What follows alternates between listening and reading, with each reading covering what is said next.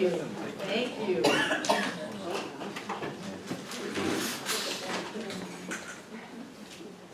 Yes, you. All eyes on Susan. Wonderful. Just treatment etiquette. If you're coming into class and the treatment has begun, just stop at the doorway. Don't come in and move all your chairs around and things like that. And, kind of schedule yourself to be here a few minutes early so you can get settled. And we always begin everything. Are you going to record me? Becca said you would. Do you want me to? Becca said you would. That's called a boundary issue. She had that. You would have volunteered. Do you know how to do it? I think I remember. Okay, you slide it. Is it on? Yes, you turned it off. On. And you just push the red button, and we're good to go. So we always begin everything in Center for Spiritual Living with laughter. And a spiritual mind And we treatment. throw in our spiritual mind treatment. So take a deep breath, let it out, and continue to breathe. Nice, deep, easy breaths. You can close your eyes if you want, but frankly, there is no God up in the sky watching. There is no appropriate or inappropriate posture. But you could scoot your tush and get yourself comfortable and relaxed if you want. But the real work is in the knowing. And so we know that there is only one power, one presence, one love, one life, one light, one creative essence in and through all things, before all things. And whatever that oneness is, whatever we choose to call it, it is more than the word. So just take a breath and let it go. And begin to get the idea that there is something that stretches beyond the stars. There is something that is more than this entire time-space plane. It is vibration, it is energy, it is creative, it is love. All of those words that allow us to begin to wrap our heads around it. And since that one, is all and all, then each and every one of us must be made out of the oneness. And so we are spirit in form. We are love loving. We are life living. We are the light shining. It moves through us. It comes from us. It is us. And as we begin to let go of the boundaries of me and you, and here and there, we begin to meld into that sense of oneness, that there is only one, that we are not next to each other, but we are each other. We begin to let go of the delineation of physical form, of the stories of our past, and we simply be. We are spiritual beings. We are beings of light. We are beings of love. We vibrate, we shine, we live. And since we are created out of the divine, then whatever God is, we are. And so we just breathe that in. God is creative, we are creative. God is abundant, we are abundant. God is love, we are love. God is life, we are life. God is joy, we are joy. God is health, we are health. God is absolutely wonderful, joy-filled success. And that is what we are right here and right now. We don't have to get it. We can't get away from it. It is the essence and nature of our being. And as we begin to open to that greater reality of who we are, we move into a state of gratitude. This is great. Being us is great. Being alive is great. Being a spiritual being is great. We are so grateful for who we are and how our life is. And in that sense of gratitude, we know that we have everything that we need. And so we let this treatment go. Ernest would say that we fling it out into universal mind and know that the only thing that can happen is that that which we have thought manifests in and as our life. And so we let it go as together we say, and so it is.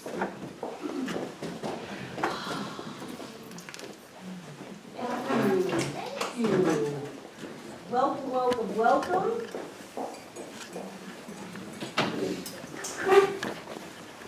I know I gave you some homework last week.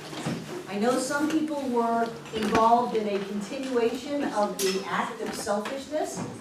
David Seabury wrote a book called The Art of Selfishness. And so we were noticing how we were putting ourselves last and how we could put ourselves first, whether it was all by ourselves or in relation to someone else without becoming adversarial, because the only reason you would become adversarial is if you felt less than to begin with. But when you develop a healthy sense of self-esteem, then you have plenty to be generous with. But on the road to that, selfishness is a good thing to begin to look at. So who has some experiences with the exercise of selfishness?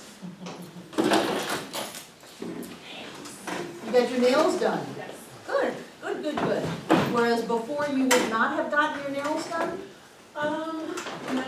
I've been like kind of going about it for like a year, and I'm like, oh, that's a lot of money, blah, blah, blah. So you haven't gotten your nails done in a year because you didn't feel like you should spend the money on you. Remember the 11th commandment, this is a plug for tomorrow morning, thou shalt not should on thyself. The 12th one is thou shalt not masturbate.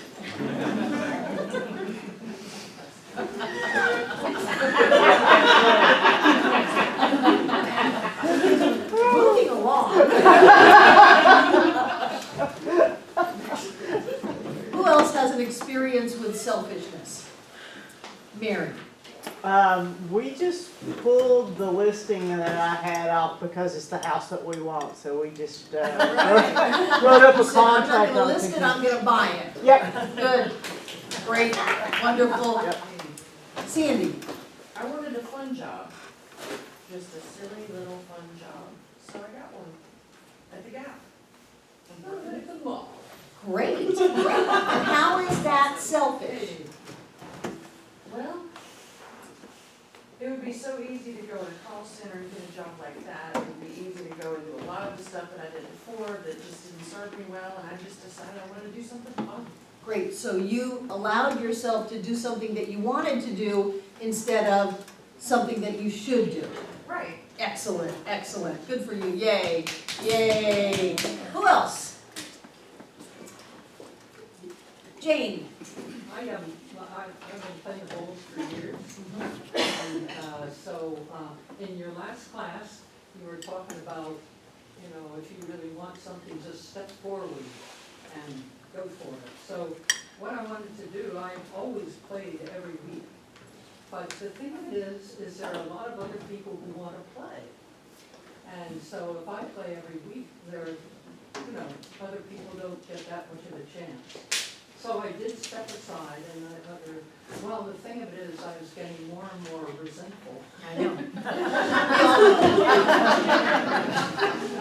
I did the right thing, I mean, on paper, but something inside me was saying, just step forward and claim what's yours, and, you know.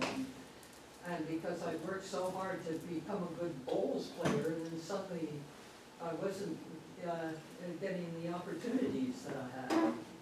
And there wasn't anything I'd done wrong. Well, anyway, so basically, I just thought, well, I'll just step forward and I'll say, I want to play bowls more. And it really ticked off some people, and it created some unpleasant feelings, and it taught me a very valuable lesson. If I was doing kind of the right thing by saying, other people need to have a chance to play the bowls, that's fine, you know. That was the right thing, but there was something inside of me that was angry. And so what I did was, I paid attention to that voice, To the anger, to the anger. and you got anger. And I got, yeah, and then I got anger back. However, it stirred things up. So it wasn't like I was being, I wasn't forcing myself to be a good girl, you know. I was telling the truth, that's really what I wanted to do. And it really didn't do much harm. I mean, and in fact, it opened up things. Good, are you playing the bowls? Yes, I still, once a week, once a month. Okay, And that's you, fine. you must play those bowls with no anger. Yeah, You cannot bring anger into that room. yeah, I know that. No, I'm serious. Yeah, I am too. Okay, when you go for something, it's a dance. Be selfish, be generous. The other side of that tonight is to be generous. So it's a dance, it's a balance. Yeah. But when you go after, I'm gonna stand up for myself and I'm gonna go and get what's rightfully mine, but I'm so mad that I brought all this anger with me and all I got back was anger. Uh-huh. So you created a lot of anger. You're a very powerful person. You're an amazing bowl player. I have no idea why you created this scenario with the bowls. You're probably the best bowl player we've got, believe it or not. You are. So Love doing it. we create our reality. It basically comes from our sense of self.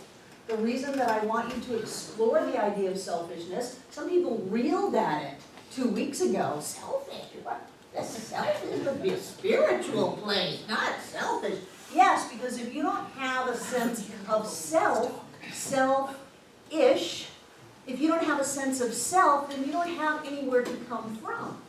So there's a difference, though, between being selfish and living the life that you want, feeling that you deserve to have your life the way you want it, and coming from a sense of a lack of self, needing to overcompensate with aggression, and feeling like you've got your dukes up and you've got to fight for what you want. When you move into a state of consciousness where you are simply attracting to you the good that is for you, there is no effort. So if you are being effortful in your selfishness, then you are not coming from a sense of wholeness and completeness. You're coming from a sense of lack. So part of your journey of this idea, me saying I want everybody to play with being selfish, I'm thinking, and let's just see what happens in the class, that you've got an opportunity to check out your own self-worth in real life situations. Do you get your nails done? Do you get to take the house off the market? Probably against some realtor codes, you know, but that's your house. You want it. You're not going to push it to somebody else. And can you live the life that you want to live and still have your heart open and be generous? That's the dance. That's the dance, Jane. And I love that you bring up these real life situations for us. Judith and then Kristen. Yeah, I've kind of gone through this dance a lot in the last year or two, and where I had family members accusing me of being selfish. But I never felt I was being selfish. I felt there was a difference between being selfish and self-full. And so that's kind of how I see it. I see it, you know, if I'm not being mean-spirited or whatever, and I'm just taking care of myself, it's fullness. Right, And I call it self-full. right. Most people look at selfish as, I get mine and you don't get yours. Instead of, we live in an abundant universe, there's more than enough for everyone, and I can have mine and I can know that you have yours also. And then we get to have our experience, and so does everyone else. Kristen? So the other thing I've done is, after an experience where I said yes and I wanted to say no a couple weeks ago, my affirmation has been, I say yes when I want to say yes, and I say no when I want to say no. And I've really been like tapping into, like, even if I've said yes before, going back, okay, is it still a yes, and saying no? And what I've found, on top of the fact that it's really nice to not do things that I really don't want to do, I've also, like, when I do say yes to something, like, I don't feel as, like, put out, and I'm not constantly, like, I don't constantly feel like I'm just going all the time, because I know that when I do say yes, it's because I truly wanna do it. Good, good. Yeah. When you're not doing what you want to do, there's a sense of incongruence. You're split, and that's why you get exhausted. When you're doing what you want to do, you can do it for 24 hours straight and just be happy as can be. You may get physically tired, but you won't be drained. It won't feel like the very life has been sucked out of you. And so the only person who can regulate that is you. Because there are people in the world who will be attracted to your martyrdom and take advantage of that, you know, a law of attraction. If you have people taking advantage of you, well, what is it in you that is bringing them in, and what can you do to shift that? So if you are saying, you know, I don't really want to do this, I'm going to see Edwina in a couple of weeks, and one of the ministers that is east of here emailed me and said, you know, I'd love to drive up to Asheville, spend the night, and then ride with you to go to Edwina's ministers only workshop, and then ride back, and I could get my car and drive home. And I said, you know, I don't want to. I don't want to do that. It's not personal, but I don't want to be stuck in a car with you for hours. I don't want that. Especially after having spent the week with Edwina. I don't want to put myself in that position. And so I needed to do it quick and clean and just let the chips fall where they may. And that person said, that's fine, thank you for being honest. You know, I'll see you there. But even if they hadn't, what they think is not my business. What I feel is my business. And that doesn't mean that I don't give people rides that at times I would rather not. I do. You know, if I'm going to the airport and somebody's there and wants a ride home, I'll give them a ride home because I can be generous. But when I really don't want to do something, then I simply put it out there and say it. And let the chips fall where they will, because I know who I am. I'm not dependent on someone else's approval, so that I try to be who I think they want me to be, so that they will approve of the me that I am not. Think about it. It's like I'll change so that you will love me, and then you don't love me. I'm so mad you don't even know me. Well, how could you know me? I'm not being me. I'm being who I think you want me to be, who's a phony. Is that where all of that kind of comes back around? Where you're saying yes when you don't really mean to say yes, and you're trying to be something you aren't. And it kind of fosters, I'm not being authentic. Of course it does. It doesn't kind of foster I'm not being authentic. And then we blame the person that we have so expertly set up that they're not loving us the way we want to be loved. Well, that's because we're not present. Or they're not responding the way you thought they would for your graciousness that you... I know, you should be so happy that I've allowed you in my presence, something like that. I don't know, but of course that's where it does, and it fosters, and it's boundary issues, and it's lack of self-worth, and it feeds neuroses so that we have reoccurring patterns. What was that Michael Rice workshop or book, Why Is This Happening to Me Again? The again is the clue. Why is this happening to me again? So I have this reoccurring pattern because I'm not being solid about who I am. I love that book by Terry Cole Whitaker. What you think of me is none of my business.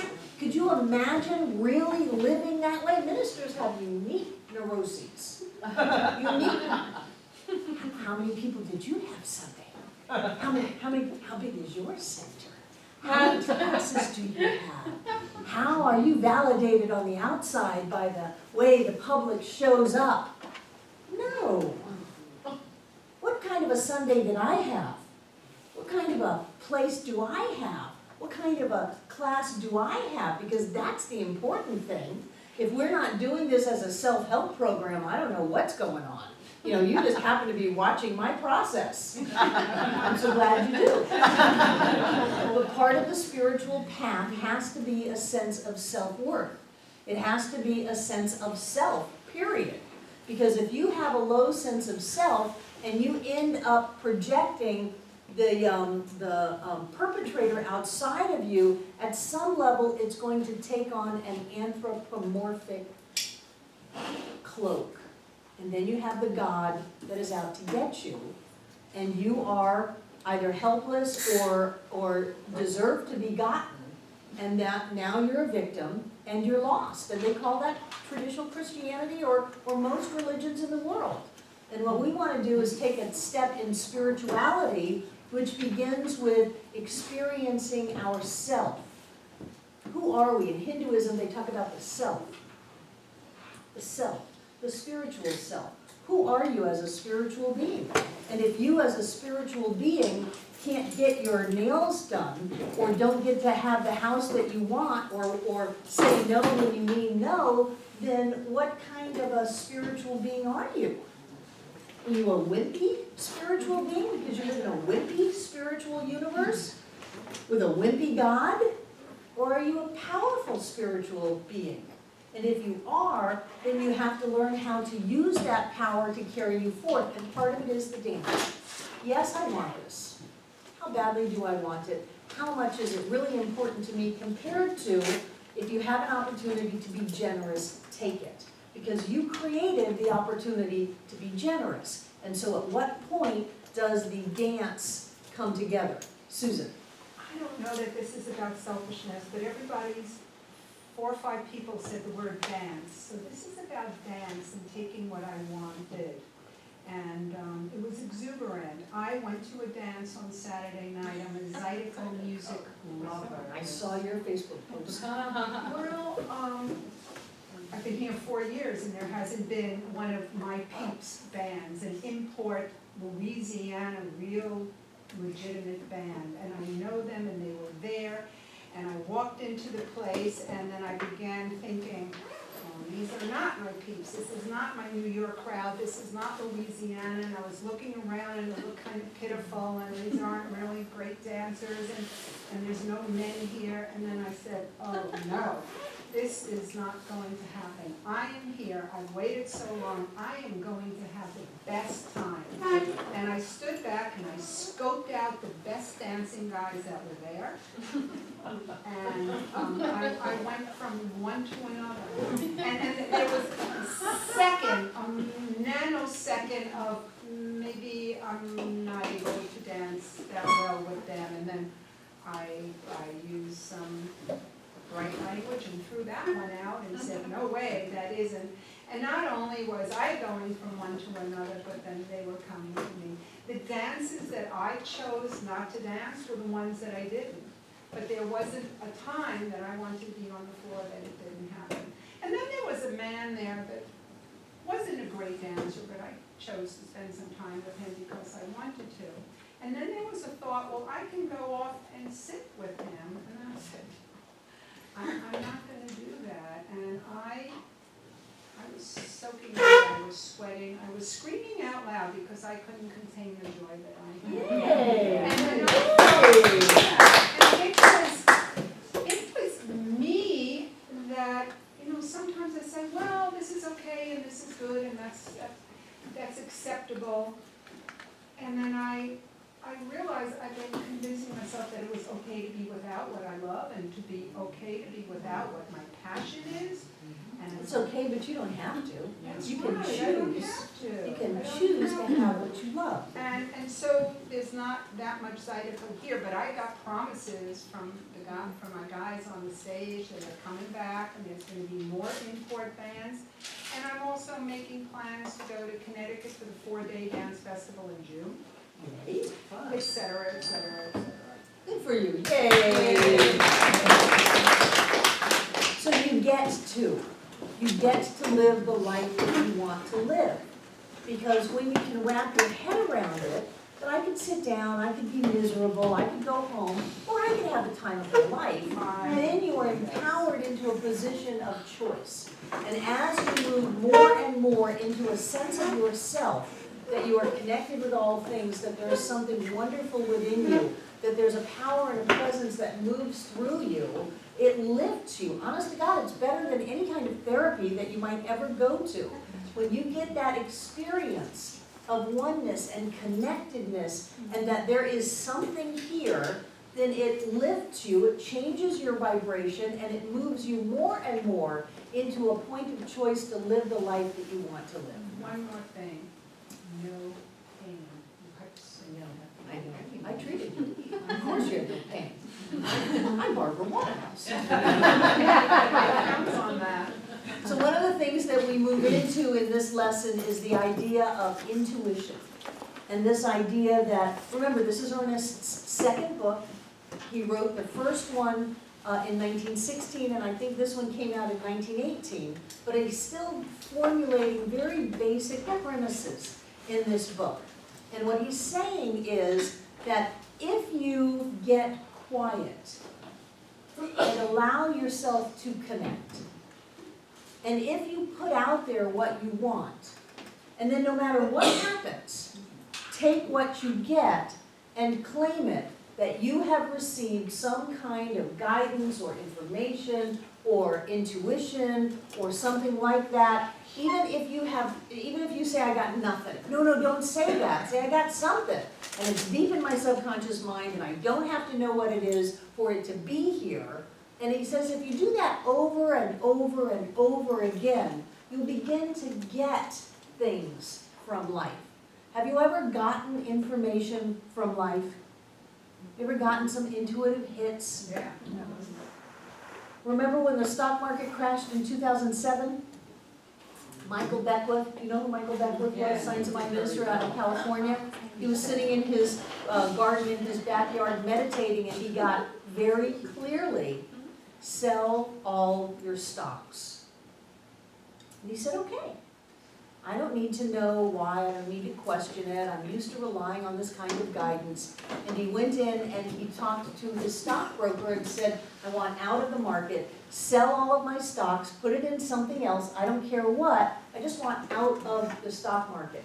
It was days later that the stock market crashed. Now I wonder, myself included, how many other people got that same hit? I wonder if maybe I got that hit and I ignored it, or I didn't think that I deserved, that I was worth getting intuitive stock guidance from the universe. I changed my thoughts on that. You just bring it on, baby. But how many other people got that? Because when one patent gets sent to the patent office for a new invention, there's usually half dozen of people who have never seen each other or never talked to each other that all submit their patents at exactly the same time. It's like an idea is dropped into the race consciousness of humanity, and there are those who will understand it and pick up on it, and those who won't. Karen. I was driving down a road one time and I got this hit that to go into that antique store. I had $10 in my pocket. I walked in and I literally said out loud, okay, what is it I'm supposed to find here? Mm-hmm. And I found a necklace that was $10, and it was gold chain with stones in between. It was very popular in the 80s. It was a reproduction of a Tiffany. Well, it wasn't a reproduction. Oh, wow, yay! The very next day I wore it, and a gemologist walked up to me and said, oh my God, I've never seen a real one. And I went, what are you talking about? And he says, those are real rubies and emeralds and diamonds. And I paid $10. Sweet, yay! Many people that I have spoken with who have experienced trauma in their life and would get far enough away from it to do some real self-evaluation have said, I knew before I did that. I knew I shouldn't have gone into business with them. I knew I shouldn't have gone out with that person. I knew I shouldn't have walked down that street. I knew I should not have done that, but I didn't listen. And this is inextricably tied to your self-worth. Because if you don't think that you are important enough for the universe to talk to you, and I'm not saying you're going to hear voices, but Michael heard a voice, so let's not discount all of that. If you don't feel like you're worthwhile to take action on that inner prompting, then you'll miss it. And sometimes it's just a feeling. We often shop at a place called Dickie's. It's a scratch and dent restaurant surplus store, and we get big containers of things for the center. And just out of the blue, sometimes I'll say to John, I'm just getting a hit that we're supposed to go to Dickie's. And we'll jump in the car and we'll go running over there and we'll find something that's precious to us, like the caramel sauce on the bread pudding yesterday. Hard to find, great when we can get a case of it, the cherry pie filling that we like to use on things, those more exotic things that when you get in a number 10 can, if you're feeding a couple hundred people, it's a good idea. And I'll just get that intuitive hit that it's time to go, I've gotta go, or I'm supposed to go to Belk. I don't know why. I'm thinking maybe they got something for me, just sitting on a shelf or a hanger there. But when I do that, and I take action on it, things happen that I would have missed otherwise. And so this whole thing about beginning to look at your sense of self, the two questions on any beginning spiritual path is, who am I? And what is God? Because they go hand in hand. If you think you're a miserable sinner, you're gonna have an SOB of a deity. You can't have a benevolent, loving presence of the universe that is always supporting you and always for you unless you feel like you deserve to be loved and supported and have a presence for you. So it's important to begin to look at that and check yourself out. And one of the ways to do it is to see how you sell yourself short, you pull yourself back, you hold yourself down, that kind of thing, and how you can do something different that will move you forward and lift you up. So that's what I'm poking around in you for, is to see what can you do in your life to stand a little taller and to live the life that you are meant to live. How many people were here yesterday? Barbara Updike. Barbara Updike has been sitting in this room for 4 years saying she wants to move back to Japan. She had no idea how she would do it. It's not cheap to move to Japan. It's not cheap to live in Japan. They sell real estate by the foot in Japan. Truly. Truly.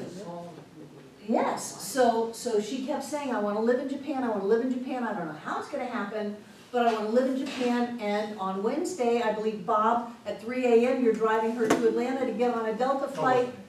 What? That was the other Bob. Oh, Bob, you're driving her to Atlanta to get on a Delta flight and fly to Tokyo, I guess. And you don't have to know how it's going to work. When you feel like you have to make it happen, you have to plan it out, you have to control it, you have to just tell a few white lies and have a little manipulation of the people around you to get what you feel like you deserve, that's wrong. You're missing the whole boat. What you want to do is you want to change the way you are inside. You have to become someone who gets to live in Japan. You have to become someone who gets to live in that house. You have to become someone who plays the bowls every week with an open heart. You have to become that, and then those circumstances will find you instead of you feeling like you've got to chase them down. If you feel like you are forcing things to happen, you're dealing at a different level than what we're talking about. You can make it happen, you can make anything happen. You can force yourself to do anything. You can stick it out, you can suck it up, you can go for it, but you're going to be tired afterwards. If you spend time inside of yourself, experiencing who you really are, and who you really are is pretty freaking magnificent. You are spirit in form as you. You are a being of light, a being of love, a powerful spiritual being alive and well on planet Earth. You have everything right here and right now. If you get a sense of that, and it doesn't have to be a big sense, it can be a flicker, it can be a glimmer, it can be a glimpse, but if you get a sense of that, things will seek you out instead of you having to chase after your good. Judith. You know, that's exactly how I came here from California. I was hitting brick walls, and I remember Deb and Mary, and the voice said, it's time. And I called them, and here I am. Good. And it was the right thing to do. Everything opened up, my whole life changed. Right. My whole life just totally changed. Right. It's supposed to. Good. Good, good, good, good. So if you feel like you deserve, how many people are out there? Asheville is famous, that want to live in Asheville, but they don't think they can. They don't think it'll ever happen, and they're not willing to trust that if they step forward on this intuitive guidance, this connection with all that is, that the outer form will shift in alignment with their movement forward. There are probably just thousands and thousands and thousands of people all around the country who are wishing they lived here, wishing they could come to this center, listening online, going, oh, I just wish I could come to this center, and not trusting that there is something within them that will carry them through. They're still feeling, at some level, that there is a life that's going to let them down, or trick them, or show them something that they could have and then snatch it away at the last minute. You know, some people's universes, which is just a translation of their idea of deity, is really neurotic. It's really sadistic and sick. And so if we can raise our self-worth to where we can trust ourselves that what it is we are choosing to do and what we want to do is valid unto itself. Shakespeare said that which is valid needs no defense. You don't have to explain it. You don't have to convince anybody. All you need to do is trust yourself and move on what it is you want and watch everything fall into place. Who had their hands up over here? Mary. The seller actually called us this morning and said, we had a dream last night that you and Mary were living in the house. Right. So we want you to take it off the market. There you go. There you go. Good for you. Good for you. And you have enough self-worth to say, I get to live in that house. That's my dream home. That's mine. It's mine. It's for me. It's not for anybody else. It's for me. Good for you. Not I wish I could someday, if I'm good enough, live in a house like that. No, this is mine, and I get to have it now. It's a world of difference to do that. Claim it, yes. What is your name again? I forgot. It's Heather. Heather, yes. I'm not normally a sharer, but a year ago, I lived with my mom. I was in a job that I hated. I was in a very bad relationship, and somehow got a connection here in Asheville. And came for the weekend, and within 30 days, I had quit my job, came here with no job, no future income, had no idea what I was going to do, and now I am able to be me. I'm around people who accept me for who I am.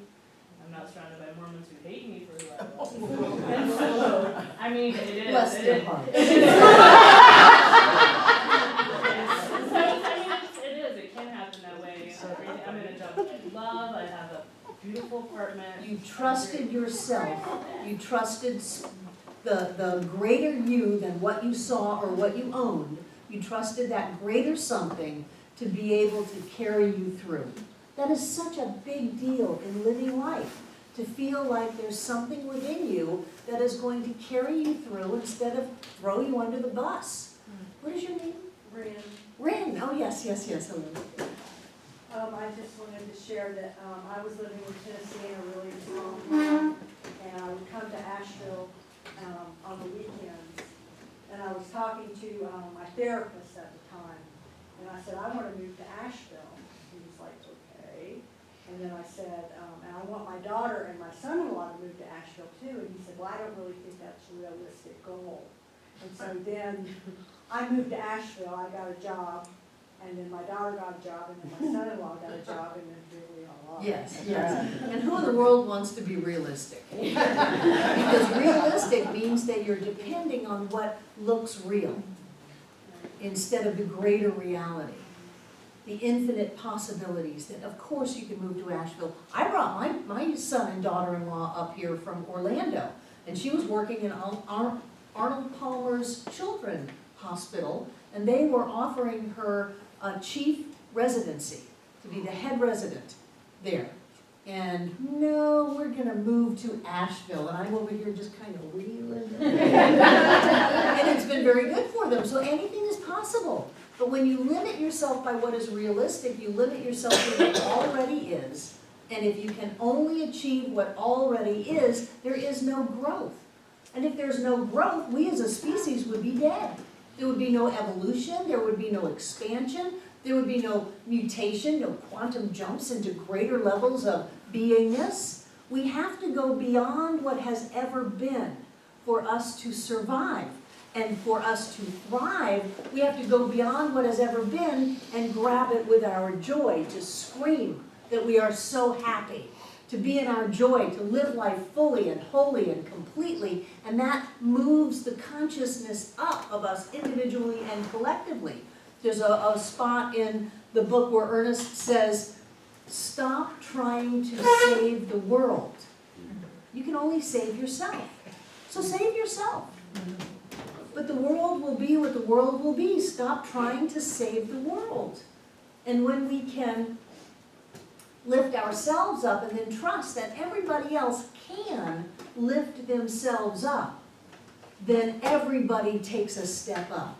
But sometimes some people that want to feel good about themselves because really they don't feel good about themselves, so they want to feel good about themselves by seeing someone else and not feeling good about them, and that poor person has had bad experiences, they're less than capable, they're certainly not God-informed. I, on the other hand, have all this power and money and prestige and influence, so I can help lift them up because God knows they can't lift themselves up. That's a transitory feel-good. It will not last. The only feel-good that will last is to know that I am capable of living my life any way that I want to, and so are you. So are you. It's the difference between giving a person a fish and teaching them how to fish. You have to have a basic assumption that they can pull off fishing. Right? You have to assume that they're capable enough to learn how to fish and then to fish for themselves instead of depending on you to go out there every day and give them a fish. Because then that becomes, you know, your own self-imposed and self-created prison. So as we can begin to see the possibility, the potential, the presence of the divine in everyone, we all step up. We all step up. And he talks about how you have got to become a different person. It's not doing your affirmations. It's not making something happen. It is becoming a different you. Becoming a more whole you. Becoming a more solid you. Becoming a healthier, happier you. And then, again, trusting that the law of the universe, and this was part of his stage of attraction, will bring into your experience those things which are in alignment with the you that you are being. That's the beginning of his concept that comes through in the textbook where he says, if you want to have more in your life, you must first be more. And when I first read that, that just jumped out at me, and for probably 25 years now, I've had a license plate either in this state or in Florida that says be more. Because it's not about making more happen. It's not about getting more. I mean, getting more is good and fun and we like it, but it's not about that. It's about becoming more. It's about creating that inside of yourself. Trusting the guidance that you get that says, leave everything and go to Asheville, because if not now, when? You know, and if not you, who? So it's about trusting that you can go into real estate for yourself and have this amazing job open up. It's about trusting that there is that within you that is capable enough, that is together enough to actually pull off the life that you want to live. Not that you're going to make it happen, but that you're just going to bring it in. You know, you're just reeling it in. Reel in that job. Just come on, bring it. Bring it. I can feel it. I can know it. And if you get promptings or if you get urges, trust yourself enough to act on that. If you're claiming that you're going to have a new car and all of a sudden you hear that one of the Nissan dealers in Hendersonville is having a buy one, get one free brand new car. And you say, hey Olympia, let's go down there and we'll get two for the price of one. Come on, let's go. I'm getting this very strong hit to go there. Act on it. What's the worst thing that can happen? Even if you die, you're going to be okay. I think the worst thing that can happen is that you live the rest of your life without your new car.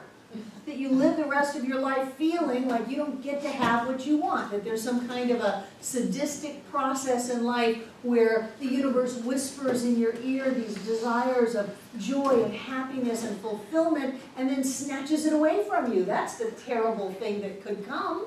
And that's what happens to people if they don't have the courage to step forward on their own behalf. Not with anger, but with a sense of self. That is, I know who I am. I live in a friendly universe. What is that Cheryl just left, Cheryl Perry just left to Minnesota, and she had that line of clothing, of which I have a number, that say, I live in a friendly world. I live in a friendly world. That all of life is for me. That the universe is giving to me, and what I need to do is to open up to my sense of self to be able to bring in that which I want to have. And it may not be a new car. You may go down to Hendersonville and meet the love of your life. Who knows? It may be something totally different, but you got the prompting to get moving, and you trusted yourself enough to say, let's go. Let's just try it out. Let's dance. Let's have a good time. Let's move. Let's live. And when you can shift the way you experience yourself, the entire world, your world, shifts. And then you become a light unto the world. I'm slipping into my Bible class tomorrow. Metaphysical interpretation of the Bible tomorrow at 10. But then you become the light that then lifts other people up. Way better to inspire people than to feed them a fish. David. The type of selfishness you've been talking about is kind of a paradox. I've been reading Wallace Waddell, I guess his name is, and he talks about the greatest gift you can give to the entire world is to develop yourself as fully and as richly as possible. And that is the best thing you can do for others. Exactly. So it's all connected, it's all together. If you want to listen to an audio recording of that instead of read it, we have those on our website.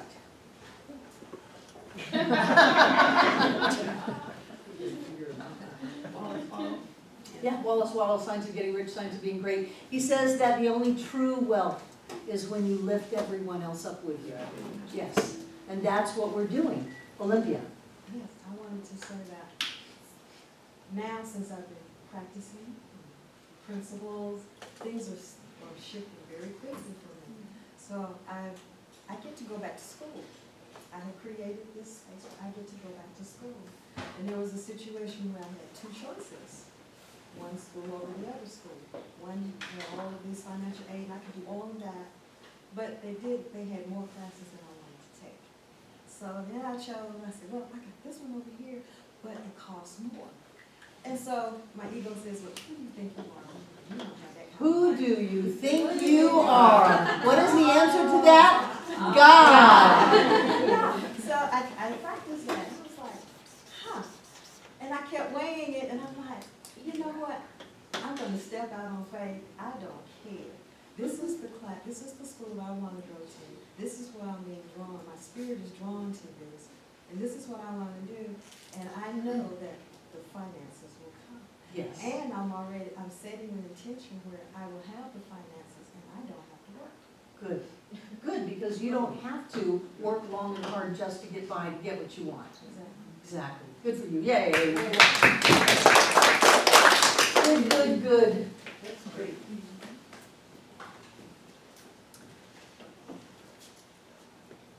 So there is that level of us that is not physical. Does everybody get that?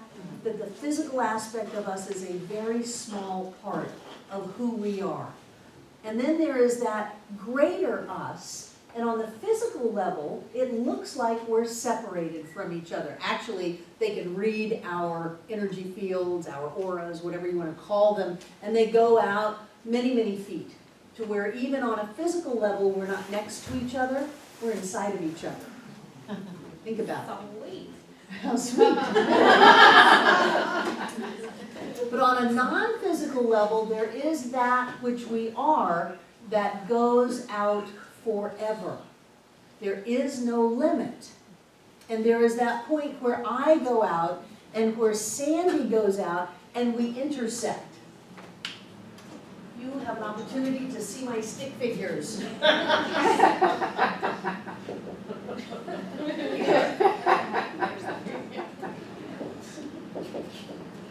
So there's that part of us, I should have done them a little bit farther down.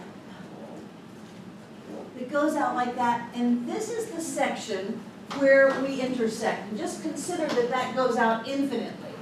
That there is that we are, that is not physical, it's not non-local, non-physical, that is connected with everyone else. And that's where intuition comes in. That's where divine guidance comes in. That's where ideas for new inventions and patents come in. That's where proddings come in. And so when you're saying, I want a sign, but I want it in physical form, I want it to have black letters on white papers and a signature and a check come with it, then you're dealing at this level where you want your sign to be. But if you can let go of that idea and move into this greater awareness, then you have access to so much more. You may wait to go to a school because they send you a financial aid check, or you may trust that this area up here is giving you some guidance. And Ernest wants you to practice moving into that area. He wants you to do it every day, preferably right before you go to sleep. And that is simply to relax, to open up to that greater you. It's not different from you, it's just a greater you than the you that you're used to dealing with at the level of physical form, and to put an idea in there.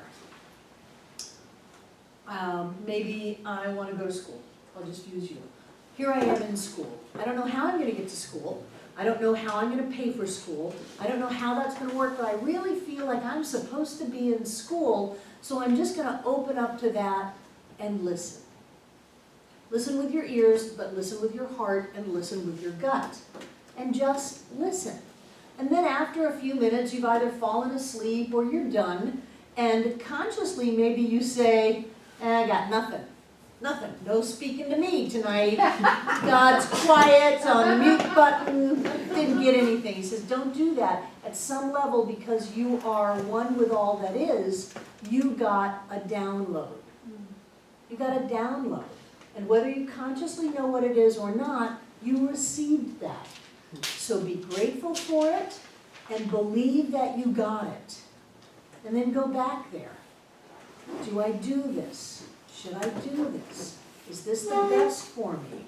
Am I supposed to? Whatever your language is, I don't really care. My critique of language is dropping the longer I teach. Some people, their critique of language goes up. Mine's dropping. I don't care what kind of words you use to get there. I want you to get there, that there is a power and a presence in the universe that is what you are, that you are connected with everything, everywhere, every when, and everyone, that all information that ever has been, is now, or will be, is yours now. And if you can but train yourself to open to that, you will get guidance that will move you in the direction of your dreams. And it's up to you to be able to hear it. It's up to you to be able to get it. And the first thing that people do is they say, oh, that was me, that was my ego. That was me, or that's ridiculous, that must just be something other than spirit talking to me, you know, I can't have that. The first thing people do is they discount it instead of trust it. And so what he wants you to do is he wants you to start practicing trusting that greater you that is non-local, non-physical, connected to everything, everywhere, everyone, and every when, and to begin to listen to get guidance from that. And some of that guidance may not be what you thought it was going to be. You thought it was going to be go to the drugstore and get a lottery ticket. And what it is, it may be back off. Back off. Don't do that. Don't go there. But this is the get-rich-quick scheme. Yay! Don't do that. I know some people come sit in my office after a get-rich-quick scheme has run through this center. And if you ever hear of one, please come to me right away. The last person lost $40,000 in it. And they wish they had listened to that intuitive guidance that said, just wait, Just take a breath. Oh, but you gotta do it right now. You know, you never have to do it right now. Anything that says you have to do it right now is not on divine timing. Divine timing is when you walk up and the elevator doors open and nobody's inside. That's divine timing. Someone who says you've got to do this, you've got to do it fast, hurry up, get in on the ground level, anxious, scattered energy, chaos. Take a minute, go within, open up. Is this really for my highest and best? No, I'm supposed to go for a walk. Oh, you're going to regret this. No, you won't. So what you want to do is you want to practice, and part of the reason that I've been poking around with your self-esteem issues is that in order to trust yourself, you have to know who that self is. That self has to be trustworthy. If you don't know how to say no, and you keep doing things that are not good for you because you can't say no, then how in the world are you supposed to trust yourself by giving you yourself your well-being?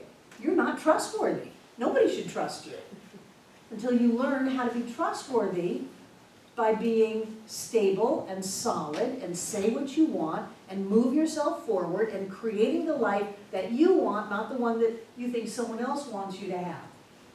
To stop depending on other people's approval, or what do you think? Do you think I should go into this business? What do you think? Do you think I should do this? What do you think? Do you think I should open up a center? What do you think? What do you think? What do you think? Where are you in that? All you are is a bounce off of other people's opinions, and they cannot tell you what's good for you. They cannot tell you what's right for you. You're the only one who can do that. But to do that, you have to learn how to be quiet and open and receive. And even when you don't know what you've gotten, you know that you got something because you are hanging out there in divine mind with all of the other 7.5 billion on the planet now, and who knows how many before and who to come, and that's just this planet. Then we're going off into the cosmos, that there is infinite wisdom and intelligence available to us at any given moment.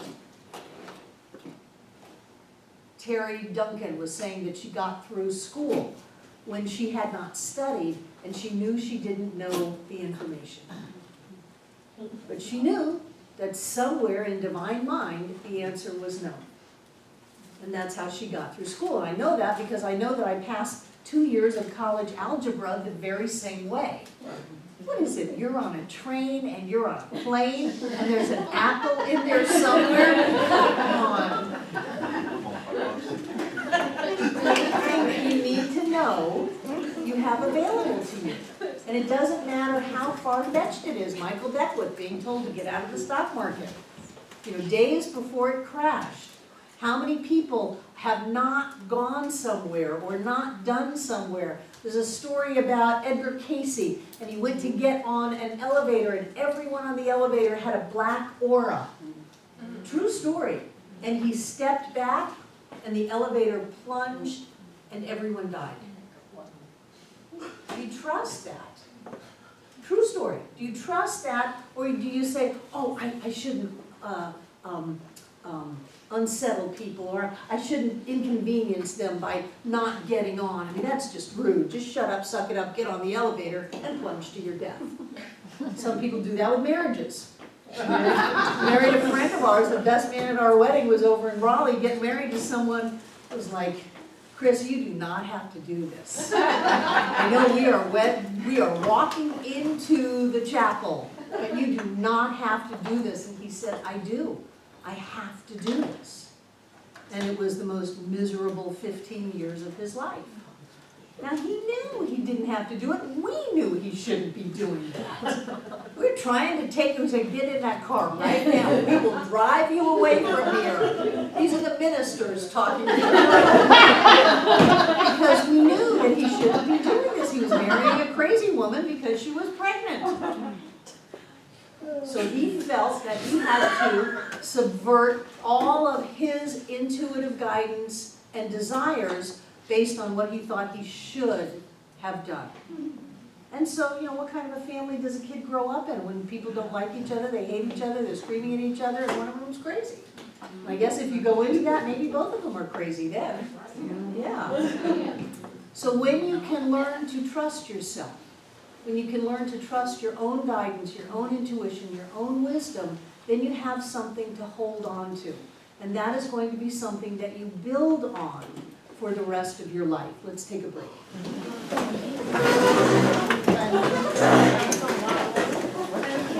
Ask and ye shall receive. When I said to people, if there are any multi-level marketing things going around the center, please bring them to me. I got them during the break.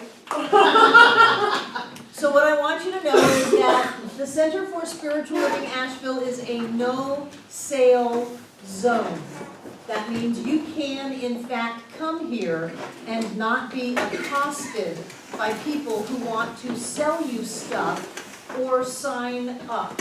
And that doesn't mean that Carrie doesn't bring bags of eggs every so often and people buy them. But it means that you don't sit down to have a cup of coffee and someone doesn't sit next to you and start pushing you to buy something, to buy in, to get in, to sign up.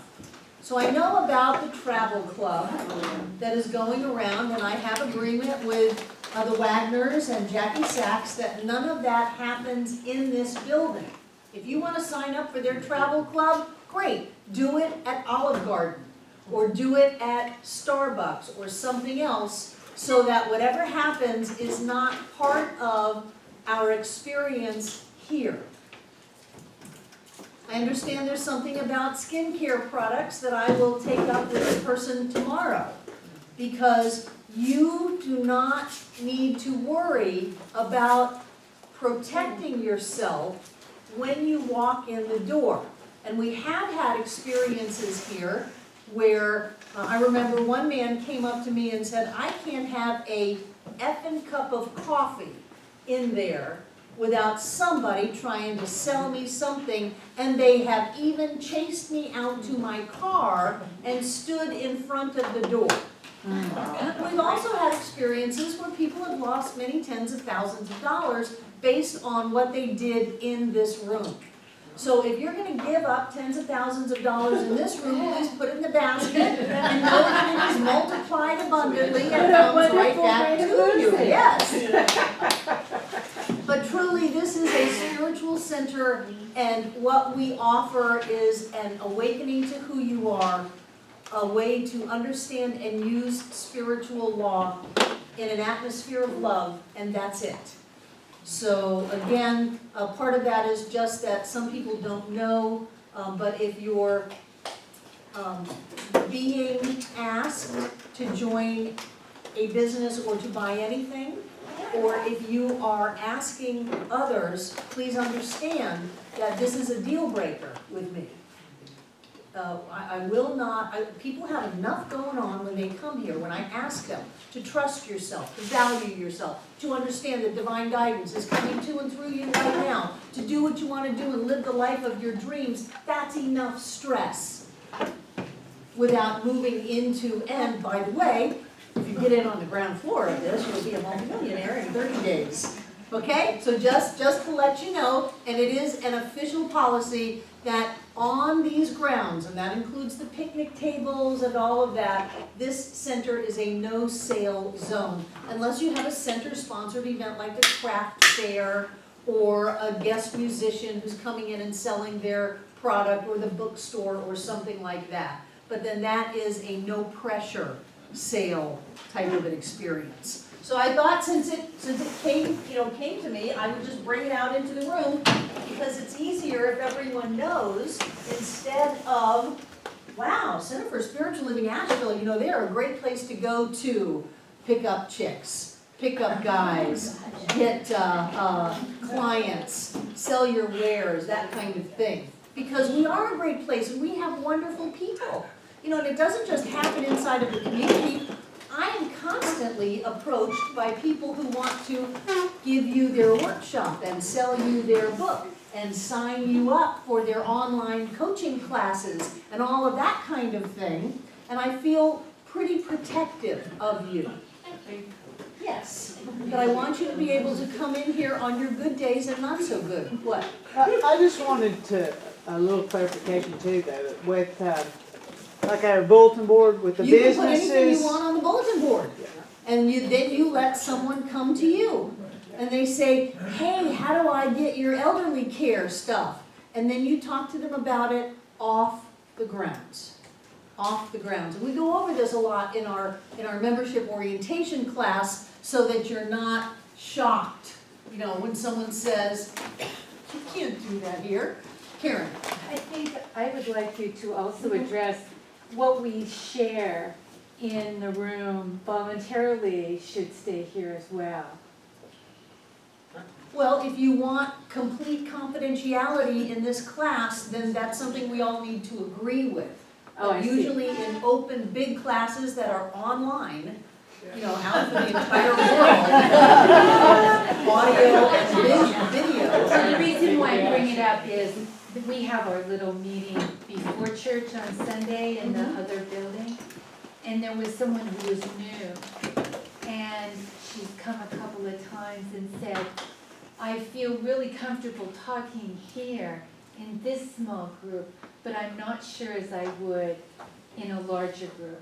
And that's And, okay. and yeah, but I was feeling like, for me, I don't take my stories out of here, but I didn't really think about, yeah, it's on the internet. And most people feel more comfortable in a smaller group. That's why we have that small group, so that someone can go to a group of 20 people and talk about the Science of Mind 365 every Sunday morning at 10 o'clock. There's a small group discussion in there. It's very cool. And you talk about the treatments and the concepts in the book of the week, and you share about yourself, and it's a bonding and an exploring kind of a thing. Most people are much more comfortable in that than talking in a big group. So that's normal, and just understand that we want this. I have devoted my life to this room. I've devoted my life to that room. I've devoted my life to this property, which is why I slept here for 2 nights with an air horn to take on anybody that might come, who, by the way, was arrested on Saturday. Good deal. Don't go there. Don't go there, because everyone is us. So whenever I feel like something's been taken from me, I have to say, how am I taking it? How am I taking that would come into my consciousness? What is going on? I don't dwell on it too much because I can have a pretty strong internal critic, and I find it's best to go play when that voice gets too strong. So let's not go for revenge, but I gotta tell you, I'm breathing a bit of a sigh of relief that the particular person who broke in here twice is not on the streets anymore. But I've got to bless him and keep my heart open, or else I get hurt. So I don't want to see any of you hurt. But I have devoted my life to having this be available to whoever wants it. And sometimes people walk in here and they are, 'cause I'm happy. And sometimes people walk in here and they had a gun to their head the night before. You know, we never know what shape people are in. And if I have someone who's coming here in desperation as a last resort, I'm not going to have them chased away with a multi-level marketing plan. Or a sexual predator that is just out to hit on people and to follow them home.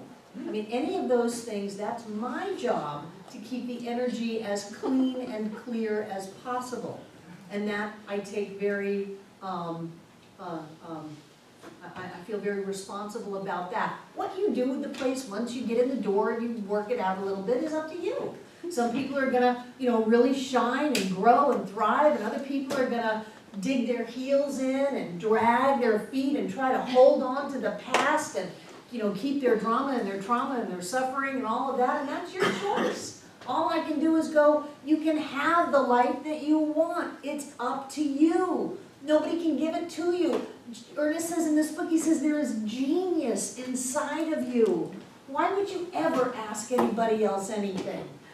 There is the wisdom and the intelligence of God itself within you. There's genius within you who absolutely knows What you need to do is learn how to open up to that. And then the person that owns the house has a dream, because we're all one in mind. And so the house is claiming you, you're claiming the house, and the current legal owners of the house are claiming you. How is that not going to work out perfectly? Of course it will, as we trust it. Jane? The parking lot, I noticed about a while ago that somebody was using it to panhandle people.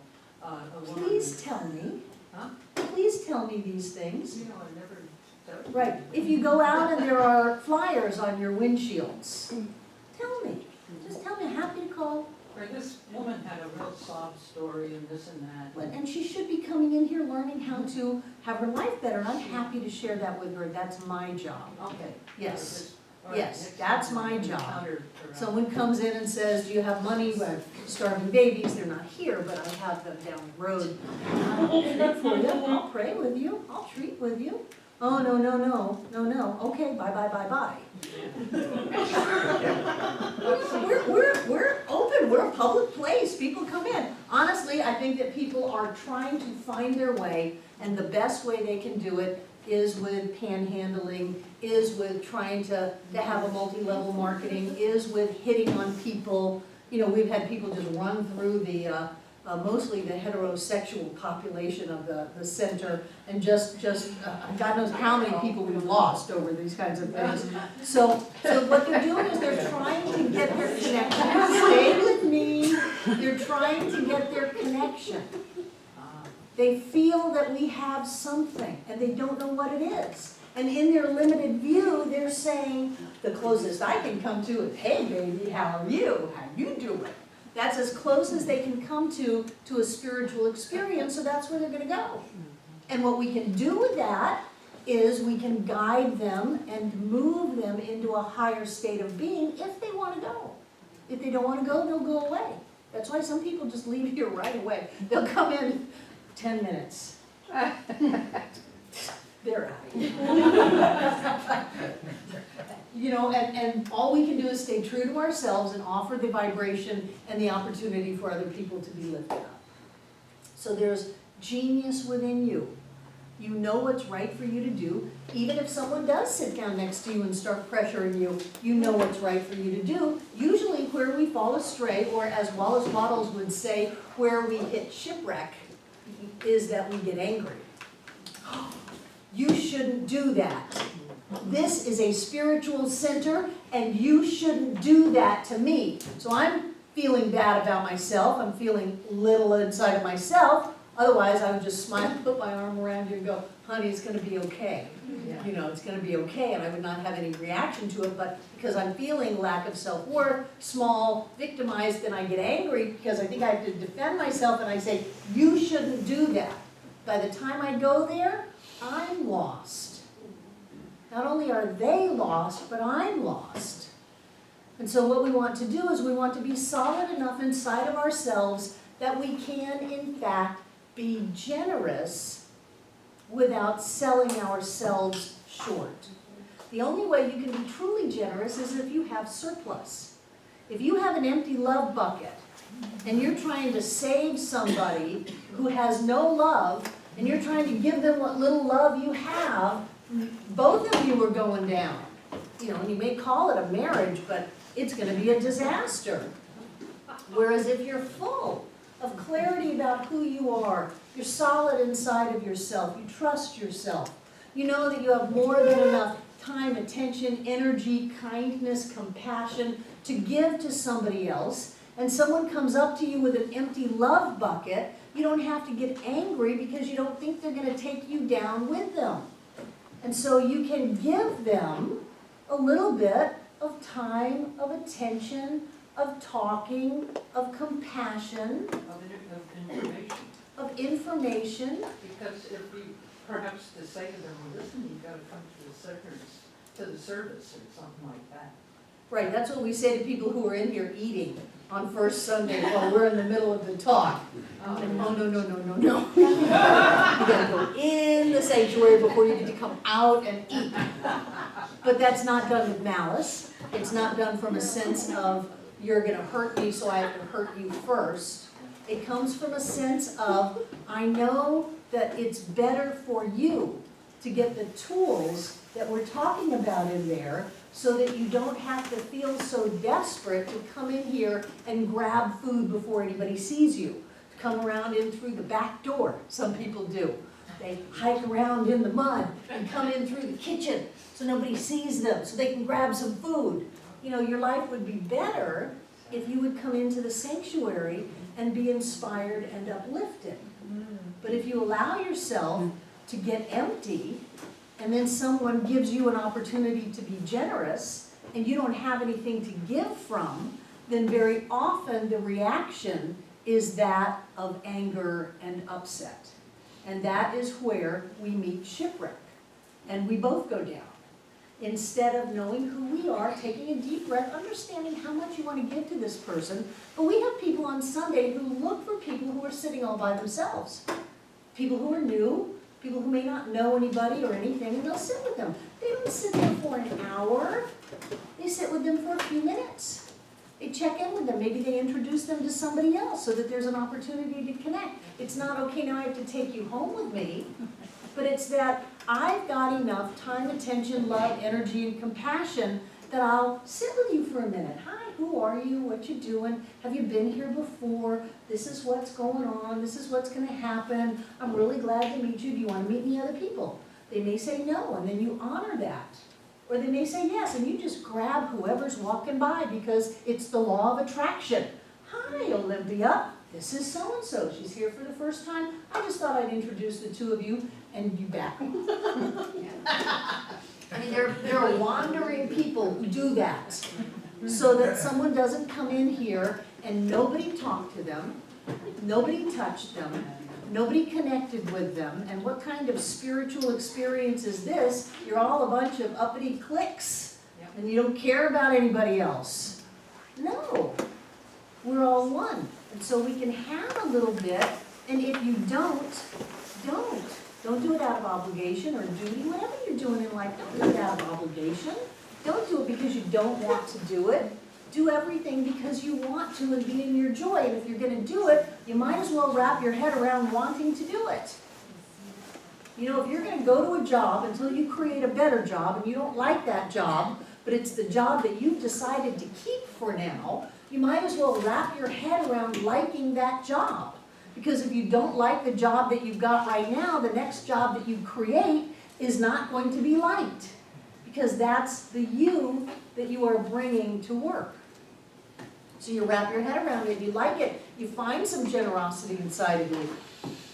You stay late instead of leave early.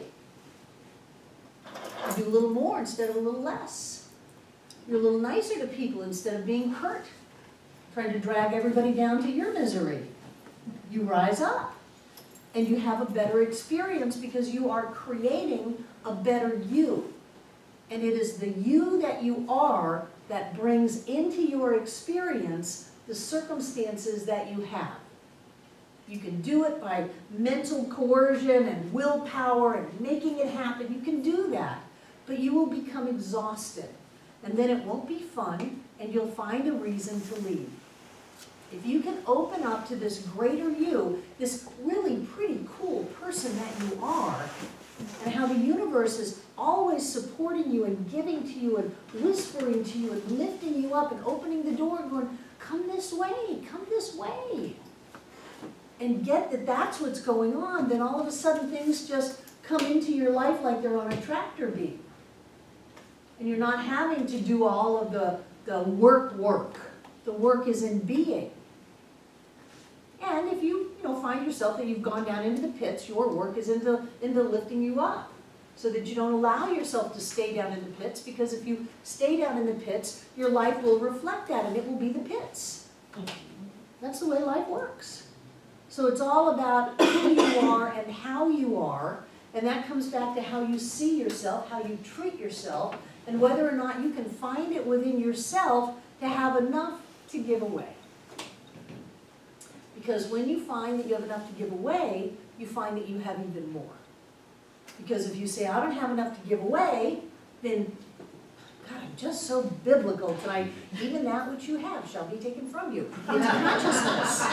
It's consciousness. If you say, I don't have enough, so I'm not gonna be nice to you, maybe when people are nice to me, people respect me, I'll be nice to you and I'll respect you. Even that little bit that you had is gonna be gone because that's the consciousness that you're coming from that you don't have.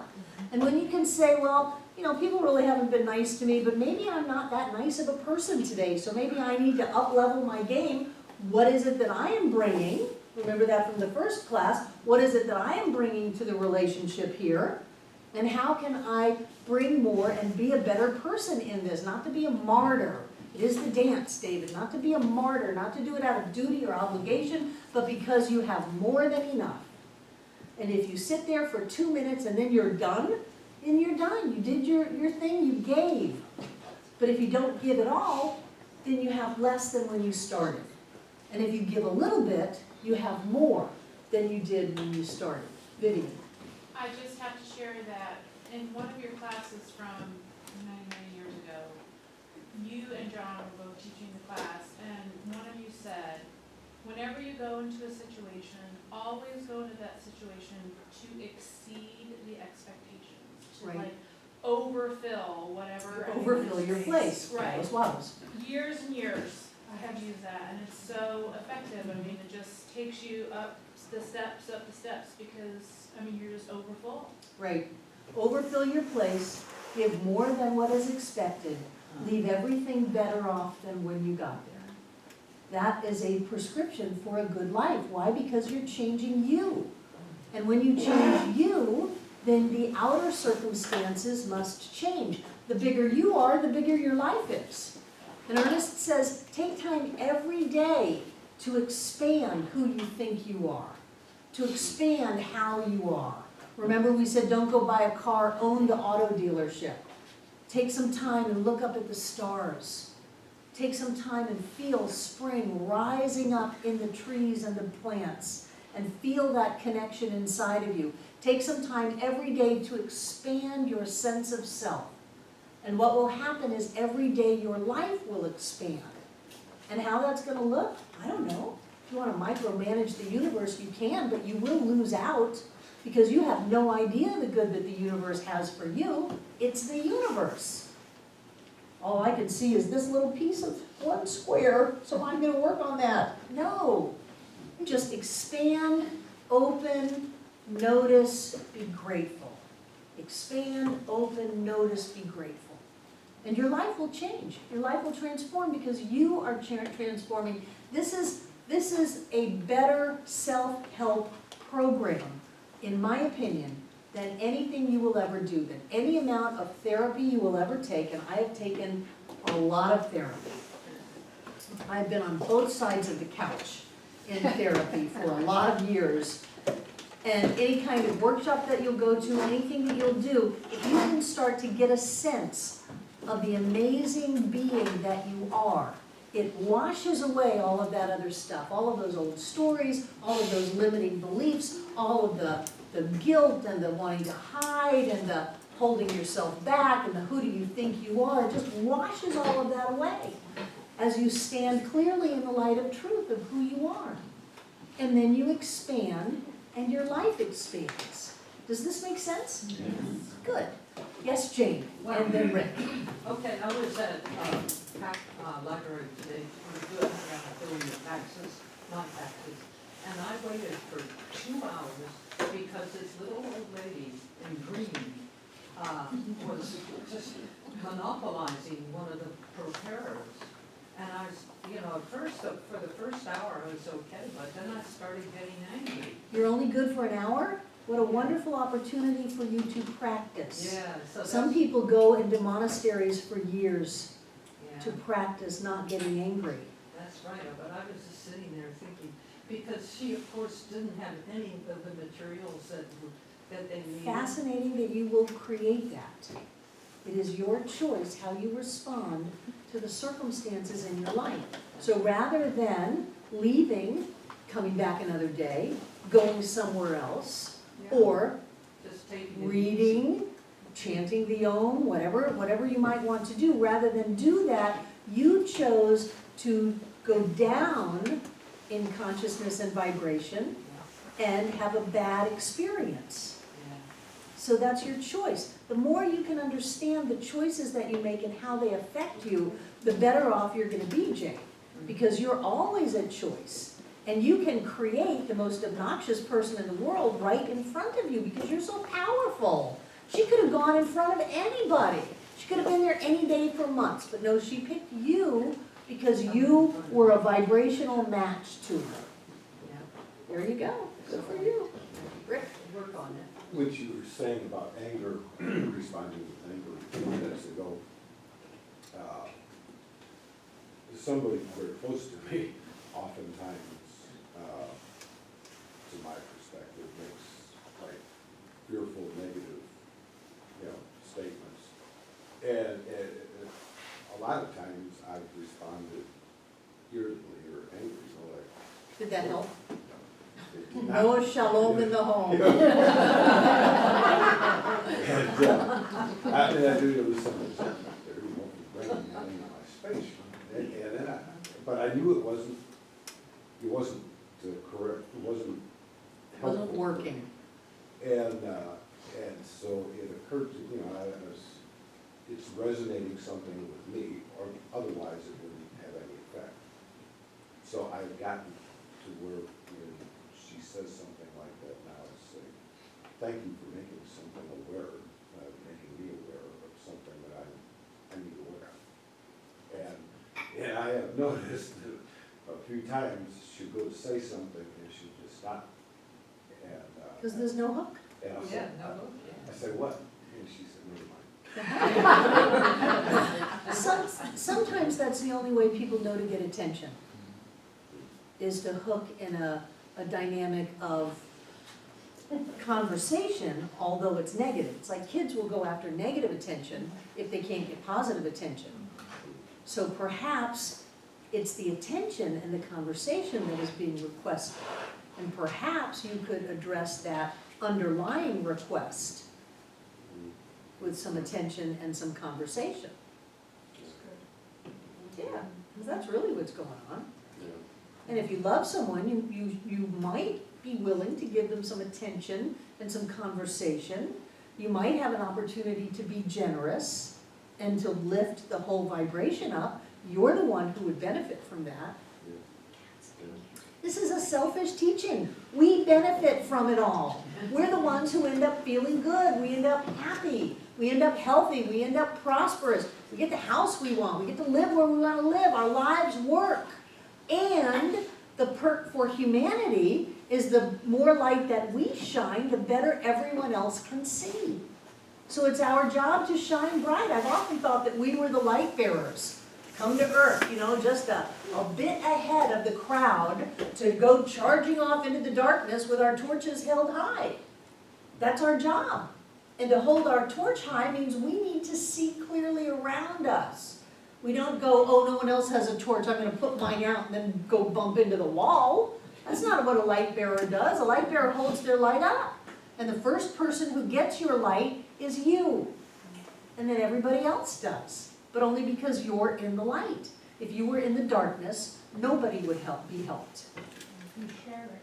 You share it, you do. And you share it just by being you. Haven't you been around people that you just have a light around them and it just makes you feel better to be in their presence? That's what you're supposed to be doing. So if you have an opportunity to be generous, take it. Take it because you're going to be better off for it. Take it because you created that person in front of you asking you for something.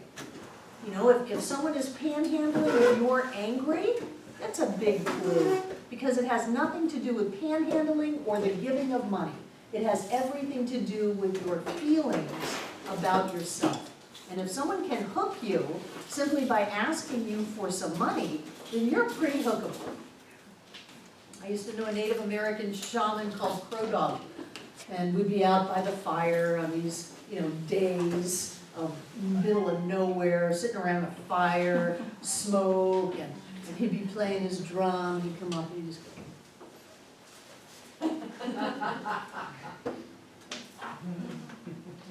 saying, "I'm gonna hook you, hook you." Or, God forbid, there should be some interaction between people. You go up there and you go.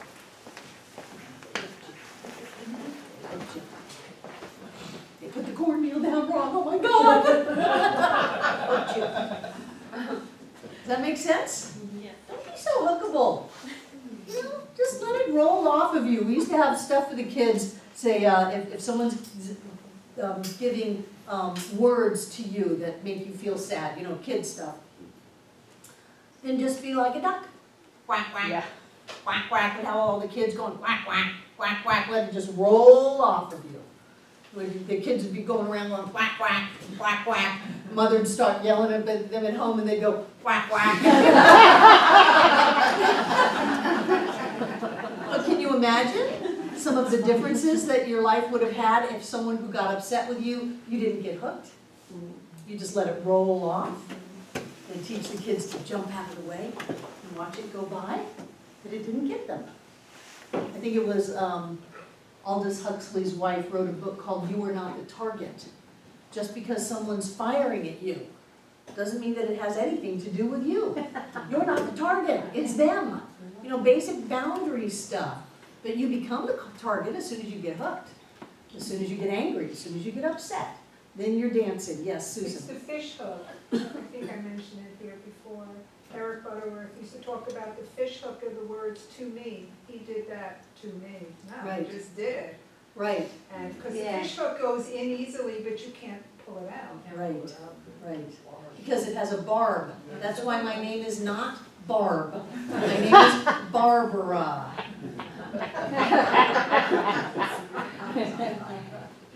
So does that make sense? Good. I want you to evolve into a different experience with yourself. I want you to feel connected. I want you to feel the love. I want you to feel like you have more than enough and to watch things pour into your life because you have changed how you feel about yourself.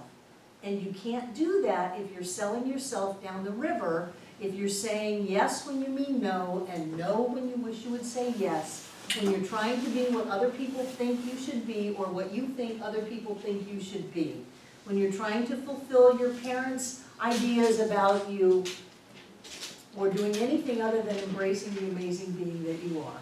You can't do it. So you've got to stop. So stop it. Do it different. Be good to yourself. Be good to yourself. Lift yourself up. Hold yourself in high regard. And watch how the universe does the same. Any questions or comments before we close? Great. Take out what you're going to give. What if I have baskets down here? Okay. Kathy, will you get the baskets? Hold it in your hand. And remember, you give out of your sense of fullness, whatever it is that you're giving. You give out of the fullness of you. And if you give with a sense of lack or limitation, you're going to create that. So my experience has been not in giving less during those experiences, but in giving more. Because if I give in to my fear will only, wait, I'm back. Thank you. I thought they were dead. I know. There you go. If I give in to my fear will own me, and I'm not about to be owned by anything. So I give out of fullness. So hold what you're going to give. And what I know is that each of us is an amazing, magnificent, glorious, powerful, loved, prosperous, healthy, happy, and whole being. We don't have any missing parts. We don't have any emptiness within us. We are light and we are love. And as we give this gift this evening, we set spiritual law in motion. And the entire universe comes together in concert and harmony to support us right here and right now, exactly where we are, exactly how our life is, but lifting us up a little bit more and a little bit more every day. We know that we deserve to have our lives the way we want it. Our yeses are strong and our nos are clear. We hold ourselves in high regard. And we give this gift tonight out of that sense of self. It carries us with it. It sets spiritual law in motion. And the entire universe comes together in concert and harmony to give back to us. And so we give in our clarity, we give in our trust, and we give in our faith, knowing that we always have whatever we need to continue to move forward in living the life of our dreams. I know that each and every one of us comes together this night to make this Center for Spiritual Living Asheville all that it was ever meant to be. It is a place of peace, a beacon of light, a tower of strength, and a fountain of wisdom that touches the lives of all who call it home. And so it is.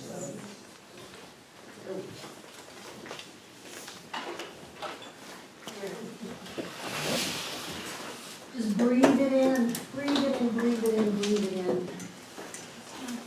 We are so blessed. We are so lucky.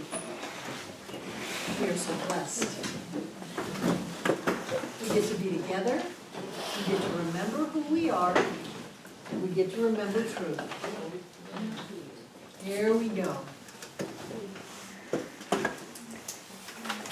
So hold that energy right here and right now. Because I know that the blessing that we are goes forth from us whenever we give. It's light pouring forth from us, it's love, it's energy. I see it as filling up this room from the floor to the ceiling and all between the walls. This air is rich and blessed with God as us. Everything in these baskets is blessed and touches bank accounts and banks and bills, and wherever it goes, the blessing that we are continues to enlighten and elevate ourselves and everyone else on the planet. I know that the universe conspires for our good, that God has ways of giving us money that we've never even dreamed of yet. I know that that which we desire is spoken of as the Father whispering in our ear. This is the life we get to live. And we stand straight and tall and we accept it and move forward in living the life that we are meant to live. I know that that energy is a healing presence that blesses each and every one of us tonight, everyone who's ever been here, and everyone yet to come. And so it is. I love you guys. Have a wonderful, wonderful